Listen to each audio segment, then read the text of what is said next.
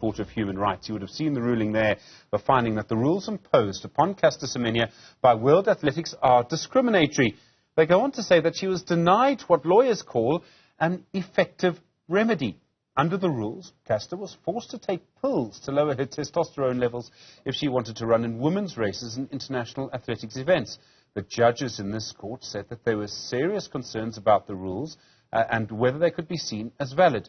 World Athletics says that their rules will still stay in place for now.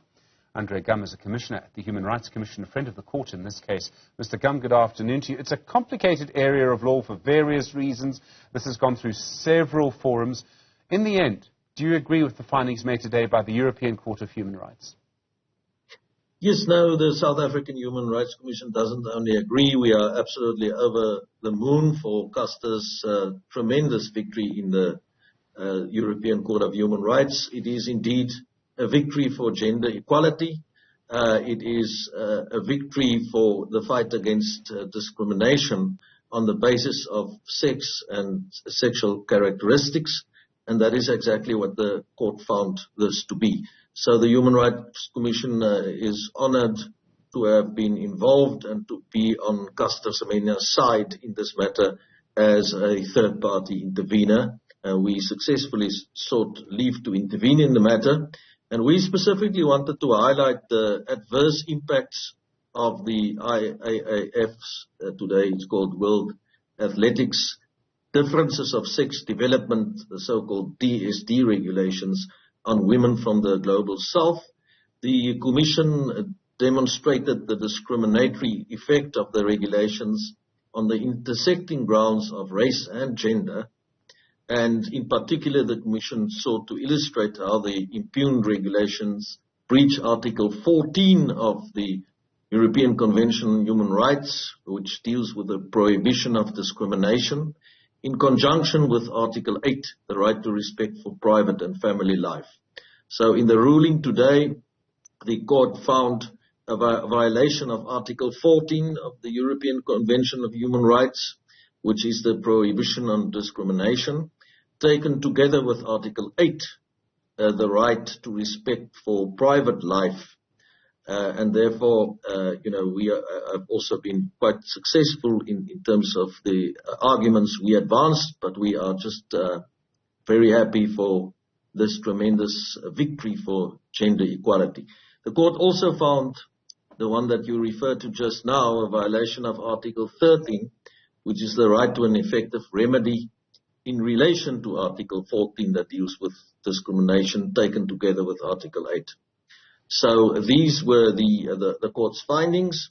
And just to explain a bit more, maybe in respect of the Article 13 violation, the court found that Ms. Semenya had not been afforded sufficient institutional and procedural safeguards in Switzerland to allow her to have her complaints examined effectively, especially since her complaints concern what it held to be substantiated and credible claims of discrimination as a result of an increased testosterone level caused by differences of sex development.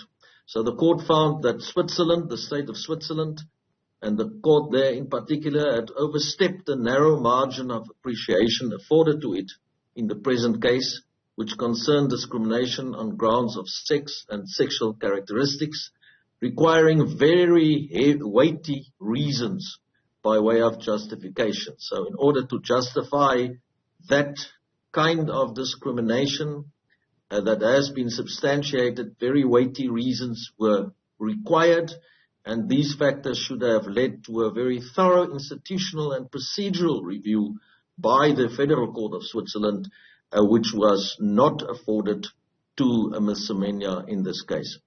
Okay. So, Mr. Gaum, I mean, a lot of this is quite technical and legal, and I realize you know the law, as I think everyone can just see a lot better than I do. But there are a couple of things I still don't quite understand. It seems to me, from a layman's point of view, that one of the weaknesses of the case from World Athletics is they basically created these rules for Caster, didn't they? And that's the problem. I mean, you can't create rules to keep out one person, and that's what they did. Now, that is classically what often happens when it comes to discrimination issues, and that is that rules are being created for a specific person. And that was very much the case in Caster's case, and only the numbers in which she participated were basically affected. Many of the other items and numbers at international occasions, international athletic occasions, were not affected, and therefore, also that pointed very directly in the direction of discrimination. So the remedy, what should the remedy be now? And the remedy means, in law, as I understand it, what makes it better for the person who's won? So should the remedy just be that she's now allowed to run? Well, obviously, she will be allowed to run. It might come quite late for her in terms of her athletic career. But the important thing is what effect it will have going forward. It does set a very important precedent, and it will, whatever World Athletics is saying, but it will require World Athletics to make amendments to their regulations, because clearly here it has been found that those regulations are in conflict with the European Convention of Human Rights. And it amounts to discrimination. It amounts to a violation of that right not to be discriminated against, the prohibition against discrimination, as well as a right in terms of private and family life. So in that sense, it will have a very profound effect, and we can only salute Caster Semenya, one of our own, for taking this fight on, and for taking it all the way to this point where the European Court of Human Rights has eventually found in her favor after she struggled so much through the other forums, the Court of Arbitration, as well as the Federal Court of Switzerland. So when World Athletics say the rules won't change, you're saying they can't say that. Their rules are going to have to change. Yes, now in my view, they will have to change their rules. Their rules can obviously not be in contravention of the European Convention of Human Rights. It can't amount to a human rights violation. So I think they will have to rethink their position in that regard, clearly. There are many different things that are going on in this case. There's the discrimination that you've spoken about and that the European Court of Justice found. There's the fact that the rules, as we mentioned, were created for her. There's the way that this entire thing is being dealt with. There are changes, I think, too, to how the world looks at issues of gender and sex. The two aren't exactly the same, but they're related to each other, of course, in the way that we use them. Maybe the problem is with the English language here. But one of the things that seems to be happening is that, as a society, we have become used to being quite binary in how we're seeing people. Is there a start, do you see, here and in other countries, of moving away from this binary idea? We're going to slowly, over time, become less binary in how we see the way that people are.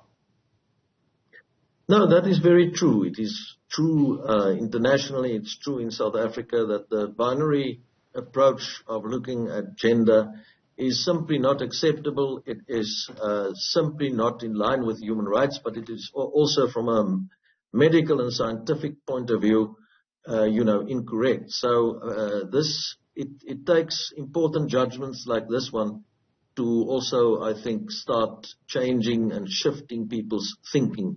But a lot of work still has to be done in terms of creating the proper culture of human rights in this regard. And as the Human Rights Commission, we also need to play our part in that regard. So, I mean, it doesn't matter, for example, for what I do, talking to you on the television now, it doesn't matter whether I'm male, female, or non-binary. In sport, is always divided in a binary way. Is sport going to be able to continue to do that then, or are they going to have to change? Yes, I think in this particular case, one should understand that it is about very specifically someone that has always been a woman and has always identified to be a woman. So it was discrimination against her based on these testosterone levels and so on. So in that sense, I don't think it will, the net result of this will now be that, men and women can't participate in different categories as far as sport is concerned. But it is that you cannot single out a woman based on certain characteristics, such as testosterone level, and then, discriminate against such a person. Andre Gaum, thank you very much indeed. A commissioner at the South African Human Rights Commission. Really do appreciate the time on the Caster Semenya story.